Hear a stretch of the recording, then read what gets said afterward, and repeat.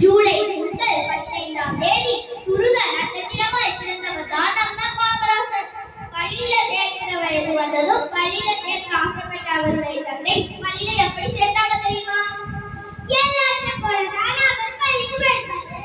எல்லாரையும் போலதான் அவரும் பள்ளிக்கு போயிருப்பார். ஆனா அவர் போன அழகுக்கே அப்பா எப்படிதான் போனாரு? காத்துல கடுக்கா மாட்டிக்கிட்டு கையில காப்பு மாட்டிக்கிட்டு தலைவாரி முடிச்சு தாய்மாமன் ஜம்முனி உட்கார்ந்துட்டு போனார். அவர் போன வழி எல்லாம் மேலம் தாளம் முழங்கி விருதுநகர் பகுதியில் உள்ள தொடக்க பள்ளியில் சேர்த்துட்டாங்களாம். அப்படின்னா காமராசரை பள்ளியில கொண்டு சேர்த்துட்டாங்களா? சேர்த்து விட்டாங்களே. அக்கா, அப்படின்னா எனக்கு ஒரு சந்தேகம். சந்தேகமா? சந்தேகத்தை மட்டும் வைக்கவே கூடாது. என்ன சந்தேகம்? இப்படி தடபுடலா பள்ளிக்கு கிளம்பின காமராசரை எதுக்கு படிக்காத மேதை படிக்காத மேதைன்னு சொல்றாங்க?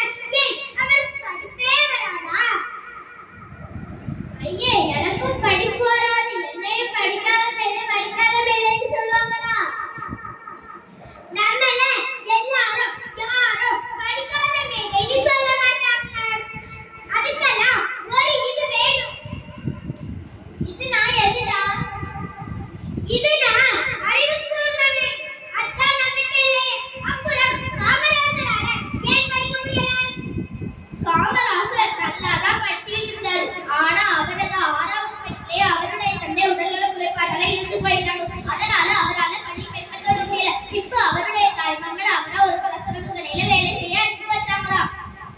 என்ன பல சரக்குகளையா? சரக்கு கடைனா மளிகை கடைடா. மளிகை கடையில தான் இருந்திருக்காங்க.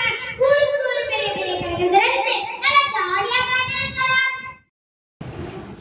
இருந்திருக்கலாம். ஆனா நம்ம காமராசரோட நாட்டுக்கல்வி மேல இல்லையே, நம்ம நாடு மேலதானே இருந்துச்சு. அதனால அவரால கல்வி கற்க முடியலனால தினசரி நாளிதழ் படிக்க தவறுனதே இல்லை. அவருக்கு பிடிச்ச நாளிதழ் எது தெரியுமா? எது சொல்லுங்க? நவசக்தி நாளிதழ். அது படிச்சதால் பொது அறிவை நிறைய வளர்த்து கொண்டார்.